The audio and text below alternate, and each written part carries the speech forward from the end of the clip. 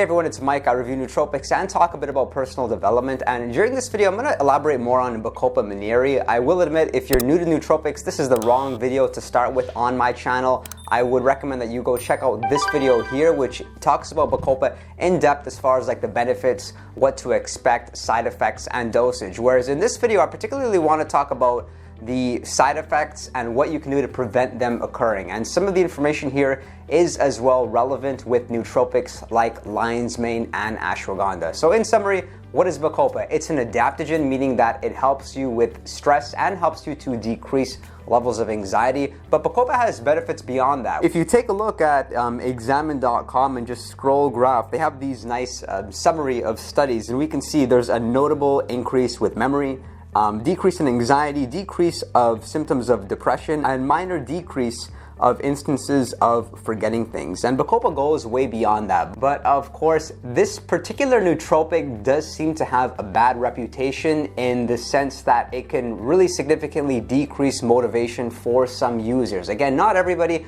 doesn't really happen too much to me, but it is common, and that's why it's something you want to be mindful with. So we can see here, even on examine.com, it says, since Bacopa Monnieri is also an adaptogen, a relaxed person might experience a lack of motivation to work after supplementation.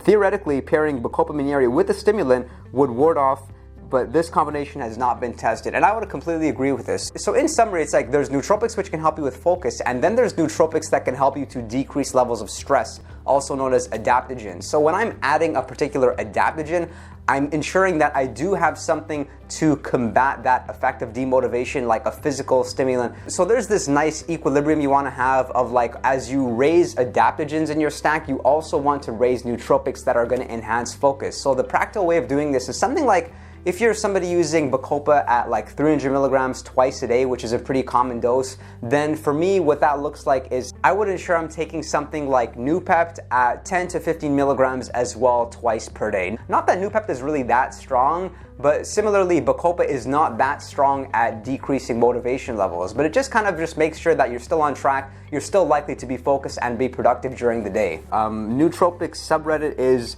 really quite informative. There's lots of experiences, and unfortunately with nootropics there's very few studies done on a lot of the most popular substances, so we have to rely on anecdotes. So we can see here, for instance, there's a particular topic, Bacopa Monnieri, and its potential to decrease motivation. And we can see here, looking at the original post, I've read a number of anecdotal reports stating that some people respond to Bacopa by feeling very unmotivated, even sluggish at times. And we can see the highest comment says, I seem to get this effect with ashwagandha and Bacopa, and that in essence is just very common. Followed by another comment, somebody says, in my experience, Bacopa, while being the most demotivating compact I've ever tried, is not even good as an anti-anxiolytic. But I disagree with this.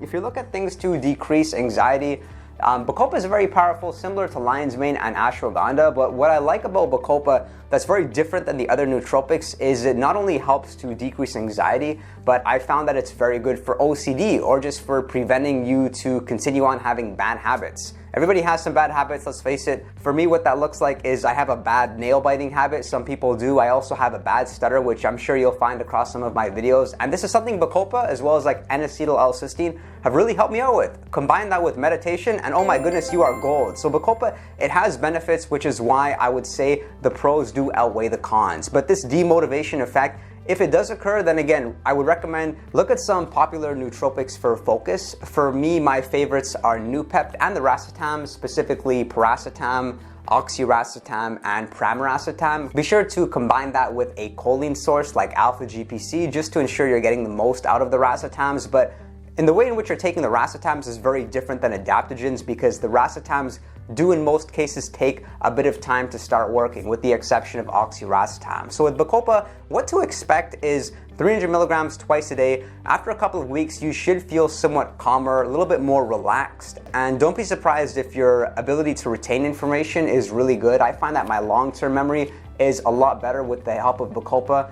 Looking back in time, I wish I knew about Bacopa when I was in school and studying, because my grades would have been a lot better, and who knows where that would make me today. Another common concern with Bacopa is lack of sexual interest, or ED, erectile dysfunction. No, I don't really see that too much. I see that more talked about with things like lion's mane, but again, hasn't been my experience. Maybe you can ask somebody else if they've experienced that, how to get around that. Really, with lion's mane, the only con is that you kind of become too curious to want to try all these different things without having the tunnel vision to focus on one thing. Like, you'll find you're almost too interested in people that you want to know more about them, and it's very easy for you to just get away from your priorities and be on schedule when that's happening. I've talked about lion's mane in depth, which I will link over here, and I feel like Bacopa, lion's mane, rhodiola, as well as the racetams together is a great stack because not only are you in state, you're productive, but it's a stack that is relatively healthy and somewhat sustainable. I'm all about taking nootropics that are healthy for you or are things which are not going to hurt me long term. A lot of people ask,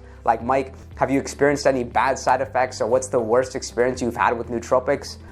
I've not really experienced anything too strange or any bad experience despite taking nootropics for like a decade now, so I may be the only one. I'm just giving you my input, but everything I talk about on this channel, guys, I'm completely honest with you. There's a lot of nootropics I've tried that have not done anything for me. With Bacopa, it's something that I felt an acute effect with, unlike other people. A lot of people don't experience it working, but you can just call me sensitive to nootropics, in that from the moment I take Bacopa, I'm instantly just like more aware of my surroundings. If there's a mess in my room, suddenly it'll just hit me like, holy crap, I need to clean this place. And you almost feel like that state after a long meditation, like a 20-minute meditation when your eyes are shut and you just wake up and you're like, you know, where the hell am I? That's how Bacopa feels. Different than rhodiola, in which rhodiola is just like a refresher kind of thing, in that it's a nap and a pill, I call. But adaptogens, guys, definitely check them out. If you were to ask me how to start introducing Bacopa into your stack, what that looks like is, like in most nootropic blends, 300 milligrams is the common dose. I prefer either the Bacognize or the Synapsa.